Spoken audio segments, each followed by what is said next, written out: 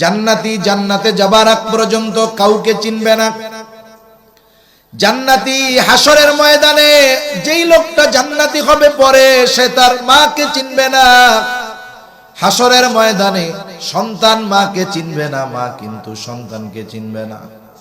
কেমন ভয়াবহ অবস্থা! আল্লাহ তাআলা বলেন, ইয়াউমা ইয়াফিরুল মারউ মিন আখিহি ওয়া উম্মিহি ওয়া আবিহি ওয়া সাহিবাতিহি ওয়া বানিহি লিকুল্লি ইমরিইম মিনহুম ইয়াউমাইযিন শা'নুন ইউগনি। আল্লাহ তাআলা বলেন, কিয়ামতের দিন ভাই ভাইয়ের থেকে পলায়ন করবে। ওয়া উম্মিহি ওয়া আবিহি, পিতা মাতার থেকে পলায়ন করবে। ওয়া সাহিবাতিহি ওয়া বানি, যে স্ত্রী সন্তানের জন্য গোটা জীবনকে সে ক্ষয় করে দেয়, রক্তকে পানি করে সন্তানের মুখে হাসি ফুটাতে চায়, কিয়ামতের দিন ওই সন্তানকে সে চিনবে না, সন্তানও তাকে চিনবে না। প্রত্যেকটা মানুষ নিজের চিন্তায় বিভোর থাকবে। শুধু তাই না, তাফসীরের মধ্যে আসছে মানুষেরা এইরকম আল্লাহ তাআলার কাছে বলবে, আল্লাহ, গোটা দুনিয়ার সবাইকে জাহান্নামে দিয়ে হলেও আপনি আমাকে মাফ করে জান্নাত দিয়ে দেন। এ পরিস্থিতির কথা আসলে বলে বোঝানো সম্ভব না। জান্নাতি জান্নাতে যাবার আগে কাউকে চিনবে না, কিন্তু জান্নাতে যাবার পরে দুনিয়ার কাউকে সে ভুলবে না। সবার কথা তার মনে পড়বে। দুনিয়ায় যাকে একদিন দেখছে তাকেও জান্নাতে গিয়ে খুঁজবে, কোথায় রে সে। কিন্তু জান্নাতি জান্নাতে গিয়ে সবাইকে পাবে না, খুঁজবে সবাইকে কিন্তু সবাইকে পাবে না। আল্লাহ রাব্বুল আলামিন জান্নাতি আর জাহান্নামীদের মধ্যে দেখা এবং কথার ব্যবস্থা করে দিবে। সে কথাই আল্লাহ তাআলা বলেন, কুল্লু নাফসিম বিমা কাসাবাত রাহিনা ইল্লা আসহাবাল ইয়ামিন। প্রত্যেকটা মানুষ তার কর্মের কারণে আবদ্ধ থাকবে, অর্থাৎ যারা বাম হাতে আমলনামা পাবে তারা তাদের কৃত কর্মের জন্য জাহান্নামের মধ্যে আবদ্ধ থাকবে। ইল্লা আসহাবাল ইয়ামিন, তবে যারা ডান হাতে আমলনামা পেয়েছে তারা নয়, তারা তো জান্নাতি। এইবার জান্নাতীরা পরস্পর আলোচনা করবে, কিরে দুনিয়ায় অমুক অমুক রে আমাদের সাথে দেখতাম, ও কোথায় গেল? ফি জান্নাতি ইয়াতাসাআলুন, পরস্পর পরস্পরকে জিজ্ঞাসা করবে কোথায় গেল তারা। আল্লাহ রাব্বুল আলামিন জান্নাতি আর জাহান্নামীদের মধ্যে দেখা আর কথার ব্যবস্থা করে দিবে। জান্নাতি তাকায় দেখবে ওই যে জাহান্নামের মধ্যে দেখা যায় তার অনেক আপনজন প্রিয়জন কঠিন শাস্তি ভোগ করতেছে। এই দৃশ্য দেখবার পর সে আল্লাহ তাআলার কাছে কৃতজ্ঞতা প্রকাশের মাত্রা বাড়ায়া দিয়া বলবে, আল্লাহ, দুনিয়ায় ওই লোকটার সাথেই আমি চলতাম, পাশাপাশি থাকতাম, পাশাপাশি ব্যবসা করতাম, একই বাসায় থাকতাম, একই মাঠে খেলাধুলা করতাম, একই কলেজেই লেখাপড়া করতাম। হায় আল্লাহ, ও তো জাহান্নামী, আমি জান্নাতি। আপনি যদি আমার প্রতি দয়া না করতেন হয়তো আজকে আমাকেও ওর সাথে জাহান্নামে থাকা লাগতো।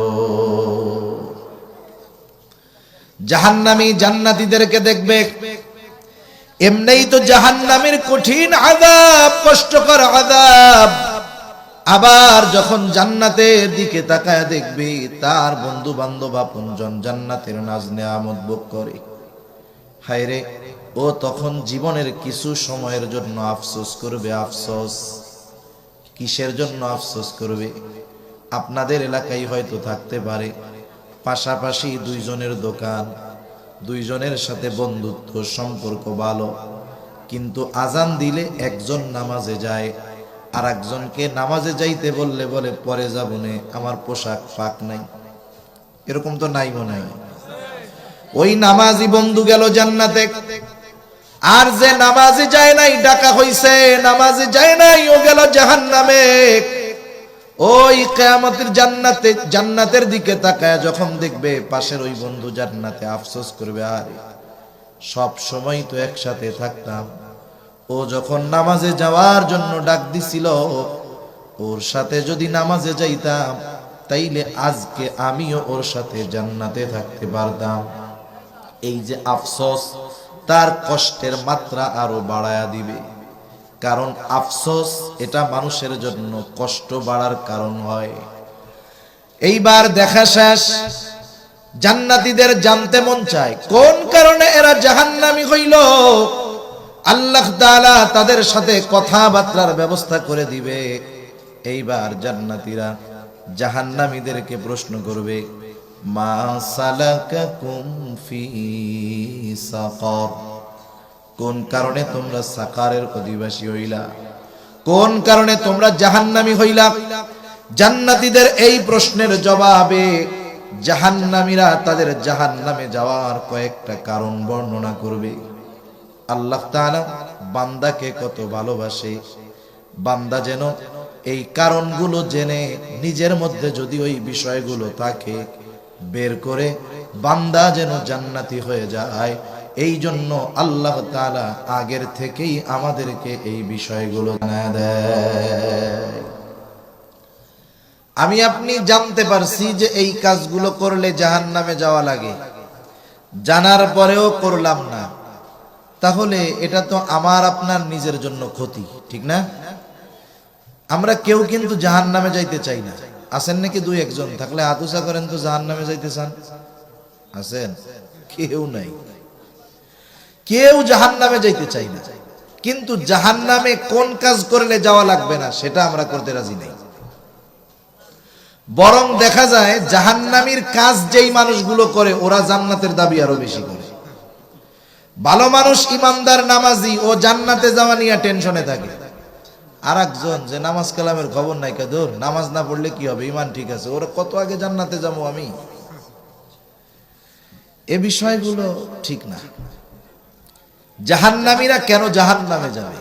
এক নাম্বার কারণ আল্লাহ তাআলা জানায় দেন, জান্নাতীদের এই প্রশ্নের জবাবে জাহান্নামীরা বলবে, ক্বালু লাম নাকু মিনাল মুসাল্লিন। এক নাম্বার কারণ আমরা জাহান্নামী হইলাম কারণ আমরা মুসল্লি ছিলাম না। মুসল্লি কাকে বলে? সপ্তাহে একদিন মসজিদে হাজিরা দিলে সে মুসল্লি না।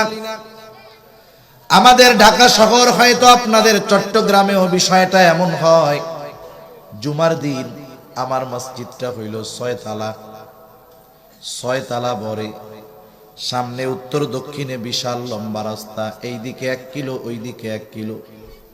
তার মানে মসজিদে যেই লোক তার চাইতে 5 গুণ লোক বাইরে থাকে। এইরে আমার মসজিদেই দেখা যায় ওই জুমার দিন আসরের নামাজে 6 তালা আর 2 তালাও ভরে না। তার মানে চিন্তা করে দেখেন, সাপ্তাহিক মুসল্লির সংখ্যা বেশি কিন্তু বাস্তবিক মুসল্লির সংখ্যা বড় কম। আমাদের বাস্তবিক মুসল্লি হইতে হবে। মুসল্লি হইলে দুনিয়ারও লাভ আছে, আখেরাতেরও লাভ আছে।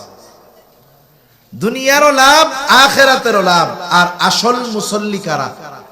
শত ব্যস্ততা থাকলেও যারা 5 ওয়াক্ত নামাজ বাদ দেয় না, এরাই হলো আসল মুসল্লি। আসল মুসল্লি আখেরাতে সম্মানিত হবে। কিয়ামতের দিন রাসূলুল্লাহ সাল্লাল্লাহু আলাইহি ওয়াসাল্লাম জানায় দেন, আমরা যেই সূর্যের আলোটা পাই, সূর্যটা পৃথিবী থেকে 9 কোটি 30 লক্ষ মাইল দূর। পৃথিবীর চাইতে 13 লক্ষ গুণ বড়। তার মানে 13 লক্ষ পৃথিবী সূর্য হজম করে ফেলতে পারবে। 9 কোটি 30 লক্ষ মাইল দূর। ওই সূর্যের আলো, যেই দিকটার আলো আমরা পাই, সেই দিকটা হলো সূর্যের শীতল দিক, ঠান্ডা দিক।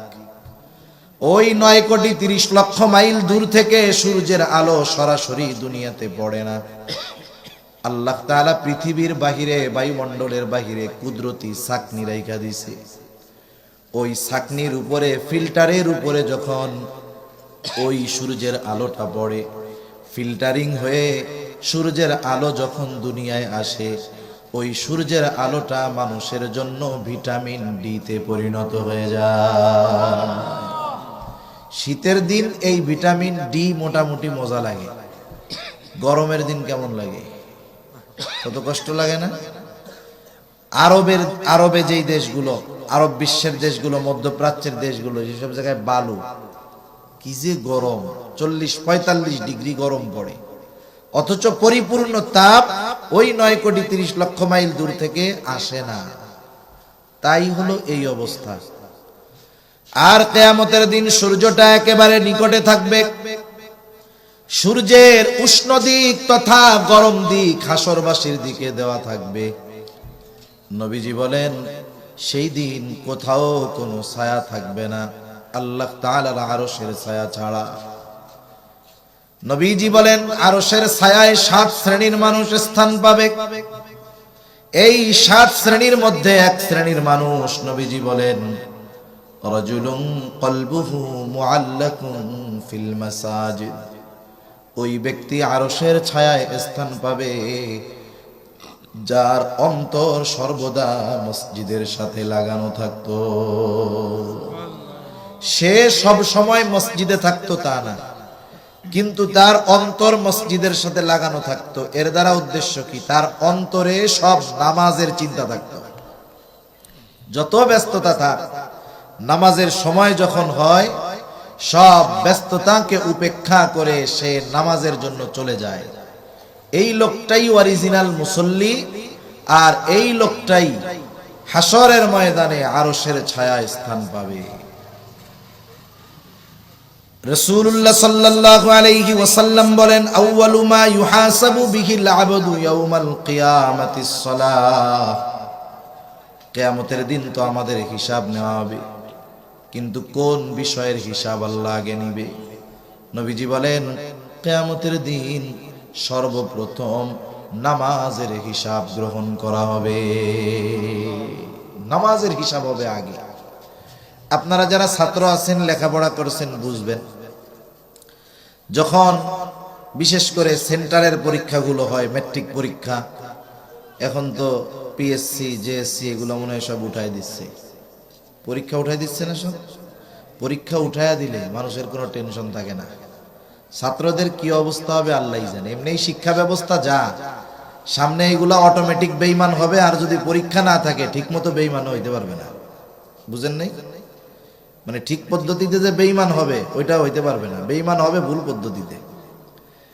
এখন এই পরীক্ষা উঠাইয়া দিলে কাজ হবে না। স্বয়ং আল্লাহ তাআলা বান্দার পরীক্ষার জন্য বিভিন্ন সিস্টেম নির্বাচিত করেছেন। আল্লাহ তাআলা বান্দার পরীক্ষা নেয় না? নেয় তো। পরীক্ষা না নিলে ওই ছাত্রের মান যাচাই বাছাই করা যায় না। ইমানদারের যদি আল্লাহ পরীক্ষা নেন তাহলে ইমানদারের অবস্থাটাও বোঝা যায় না, এটা কোন ক্লাসের ইমানদার। এজন্য কোরআনুল কারীমে পরীক্ষা নেওয়ার ঘোষণা আল্লাহ দিবেন। আল্লাহ বলেন আহাসিবান নাস আইয়ুতরাকু আইয়াকুলু আমান্না ওয়া হুম লা ইফতানুন। আল্লাহ তাআলা বলেন মানুষ কি এটা মনে করে নাকি সে বলবে আমি মুমিন আর তার পরীক্ষা নেওয়া ব্যতীত তাকে ছেড়ে দেওয়া হবে? এর মানে আল্লাহ তাআলা পরীক্ষা নেবেন। এজন্য পরীক্ষার মধ্যে কল্যাণ আছে। কি আছে বলেন? আমাদের বাচ্চাগুলোর পরীক্ষা যদি উঠে যায়, পরীক্ষার চিন্তায় যাও 2-4 দিন পর তো মাশাআল্লাহ এইটাও তারা বাদ দিয়ে দিবে। মনে করবে 10 বছর পর তো বাইসা থাকলেই না পরীক্ষা দিব, দেখা যাক যা হবে হবে। এজন্য শিক্ষা ব্যবস্থা কি হচ্ছে আল্লাহই ভালো জানে। আমরা হুজুর মানুষ, বলতেও আবার ভয় লাগে। আমরা তো কবরের কথা, জান্নাতের কথা বলবো। আমরা যদি মানুষ পরিবর্তনের দেশের কথা বলি তাইলে তো আমাকেও অবস্থা খারাপ। আল্লাহ বুঝবার তৌফিক দান করুন। তা পরীক্ষা যখন নিকটবর্তী হয়, স্যাররা ছাত্রদেরকে কিছু স্পেশাল টিপস দেয়, পরামর্শ দেয়। কি বলে? এই শোনো, পরীক্ষার হলে যাবা, যাইয়াই খাতা পাইয়াই মুখস্থ লেখা শুরু করবা না। সবগুলো ভরাট টরাট করার পরে প্রশ্নপত্রটাকে তুমি 2-3 বার পড়বা। 2-3 বার পড়ার পরে যেই প্রশ্নটা তোমার কাছে সবচাইতে বেশি কমন মনে হয়, ওই প্রশ্নটা যদি একেবারে 10 নম্বর দাগেও থাকে, ওই 10 নম্বর প্রশ্নটারে নির্ভুলভাবে আগে লিখবা। এরপরে যেইটা ওইটার চাইতে কম পারো ওইভাবে লিখবা।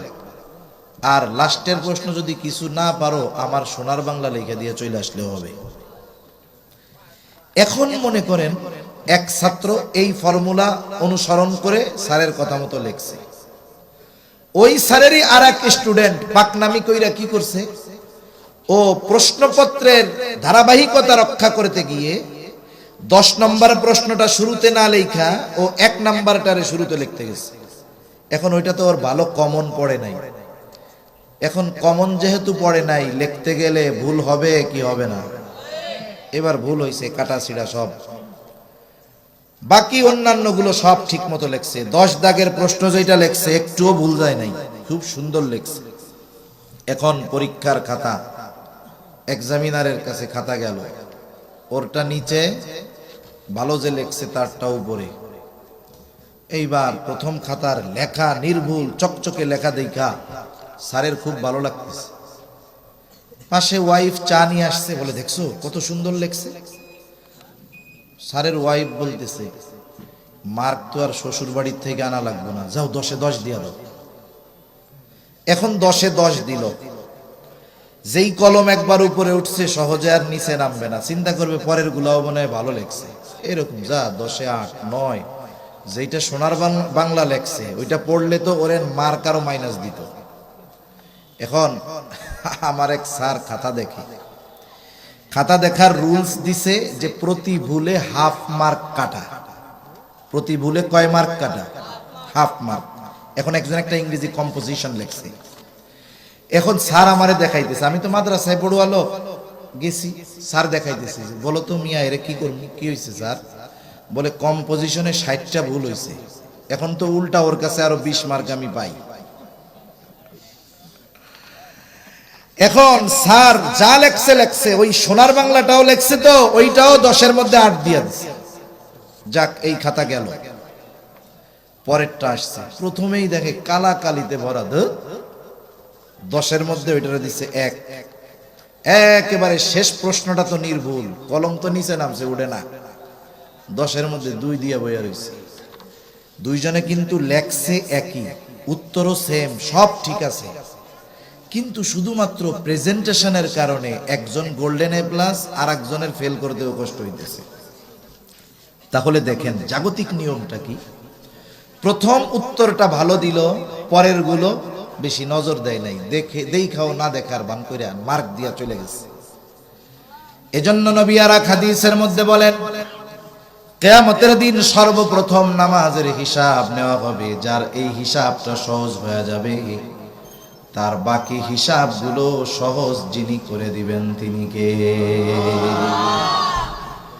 খেয়াল করে দেখবেন, স্কুল হোক আর মাদ্রাসা হোক, যখন কোন ছাত্র লেখাপড়া করে, খুব ভালোভাবে লেখাপড়া করে, পরীক্ষায় ভালো করে, ক্লাসে সব পড়া পারে, ওই ছাত্র যদি একটু দুষ্টমিও করে, উল্টা পাল্টাও করে, যদি শাস্তিযোগ্য অপরাধ না হয়, শিক্ষক অনেক সময় ওই দুষ্টমি দেখেও না দেখার ভান কইরা ওরে কিছু বলে না, কারণ মূলটা ঠিক আছে আর মাত্রা অতিরিক্ত অপরাধ করতেছে না। এই জন্য ভালো লেখাপড়া করে বিধায় ওর অনেক ছোট ছোট ছোট বিষয়গুলোর ব্যাপারে কিছুই বলে না। আবার যদি ব্যতিক্রম হয়, যেই ছেলেটা ক্লাসে লেখাপড়া পারে না, ওর ছোট ছোট বিষয়গুলো চোখে বাঁধে বেশি। যদি প্রস্রাব করতে চায়, ওই সময় হুজুর কয় লেখাপড়া তো পারোই না, খালি মতন আর মতন, মানে ওর প্রস্রাব ধরলেও তখন মেজাজ খারাপ হয়, লেখাপড়া করে না। এই জন্য কিয়ামতের দিন সর্বপ্রথম নামাজের হিসাব হবে। কোন ব্যক্তির নামাজটা যদি ঠিক থাকে, হয়তো শয়তানের ধোকায় অন্যান্য গুনাহ হয়ে যেতে পারে। নামাজ ঠিক থাকার কারণে আশা করা যায় বাকি গুনাহগুলো আল্লাহ তাআলা দেখাও না দেখার ভান কইরা তার বান্দাকে মাফ করে দিবে। সেই জন্য নামাজ পড়লে আখিরাতের লাভ আছে না নাই, জোরে বলেন। এখন আসেন হুজুর, আমরা তো দুনিয়া বুঝি, দোকানে লেখা থাকে বাকি চাহিয়া লজ্জা দিবেন না, বাকির খাতা শূন্য থাক, নগদ জাপাও হাত পেতে নাও, বাকির খাতা শূন্য থাক। দুনিয়ার লাভ কি? নামাজ পড়লে যে দুনিয়ায় লাভ আছে, বিশ্বাস হয় আপনাদের? আমার কথা না, আল্লাহ তাআলা বলেন। আর দুনিয়া মানুষ নামাজ পড়ে না কেন? নামাজ না পড়ার কিছু কারণ আছে। কারণগুলোর মধ্যে অন্যতম কারণ হলো মানুষ তার কর্মব্যস্ততায় নামাজ পড়তে পারে না। বলেন তো মানুষ কর্ম কেন করে? শখে করে না, কর্ম করে রিজিকের জন্য, রুজির জন্য।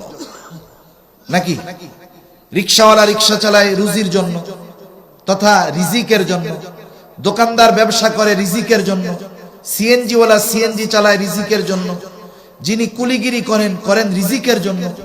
এই যে পরিশ্রমগুলো সে করে রিজিকের জন্য করে। বুঝে থাকলে জবান খুলে জবাব দিবেন, বলেন তো রিজিকের মালিক কে? রিজিকের মালিক আল্লাহ, কোনো সন্দেহ নেই। রিজিক কেমনে পাওয়া যাবে? রিজিকের মালিক বলে দিয়েছে।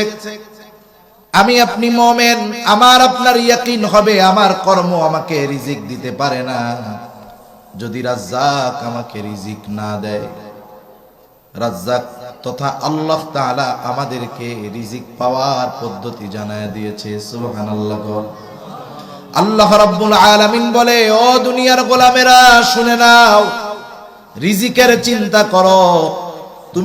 তুমি যদি আমি আল্লাহর হুকুমটা মাইনা নাও, রিজিকের ব্যবস্থা আমি কইরা দিব। আল্লাহ তাআলা বলেন, ওয়া উমুর আহলাকা বিস-সালাতি ওয়াসতাবির আলাইহা লা নাসআলুকা রিজকা নাহনু নারযুকুকা ওয়াল আকিবাতু লিত-তাকওয়া। একটু খেয়াল দিয়া শুনেন, আল্লাহ তাআলা বলতেছেন, ওয়া'মুর আহলাকা বিস-সালাতি ওয়াসতাবির আলাইহা। আল্লাহ তাআলা বলেন, এ বান্দা, তুমি তোমার অধীনস্থ যারা আছে তাদেরকে নামাজের আদেশ দাও। ওয়াসতাবির আলাইহা, তুমিও তার উপরে অটল থাকো। তার মানে নিজেও মুসল্লি হয়ে যাও, ঘরের মানুষগুলারেও মুসল্লি বানাও। বান্দা লাভ কি হবে শোনো, লা নাসআলুকা রিজকা, আমি আল্লাহ তোমার কাছে রিজিক চাই না, বরং তুমি আর তোমার ঘরের মানুষ যদি নামাজি হয়ে যাও, আল্লাহ তাআলা বলেন, নাহনু নারযুকুকা, নামাজি হয়ে যাওয়ার কারণে আমি আল্লাহ তোমাকে রিজিক দিয়ে দিব।